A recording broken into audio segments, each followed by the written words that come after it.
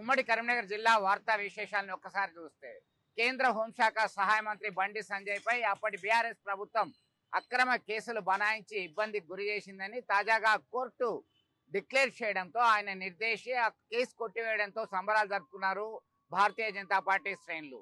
మరొక వైపు తెలంగాణ రాష్ట్ర వ్యాప్తంగా సర్కార్ 1 కోటి మంది మహిళలను కోటీశ్వరులను చేయడమే లక్ష్యమని మరొకసారి స్పష్టం చేశారు వేములవాడ ఎమ్మెల్యే ప్రభుత్వ వైపు ఆది శ్రీనివాస్. ఆయన ఇందిరా మహిళలకి చీరల పంపిణీ కార్యక్రమంలో పాల్గొన్నారు.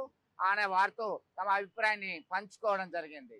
ఇక మత్స్యకారుల దినోత్సవం సందర్భంగా కరీంనగర్ లోయర్ మానేట్ డ్యామ్ లో చేప పిల్లల్ని వదిలారు.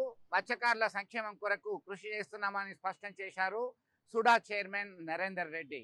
ఇక గత సంవత్సరం జరిగినటువంటి ఒక హత్య కేసులో కరీంనగర్ పోలీసులు పురోగతి సాధించారు. 6 నిందితులను అరెస్ట్ చేయడం జరిగింది.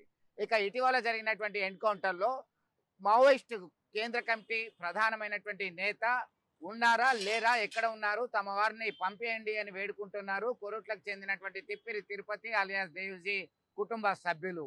ఇవి తాజా వార్తా విషయం.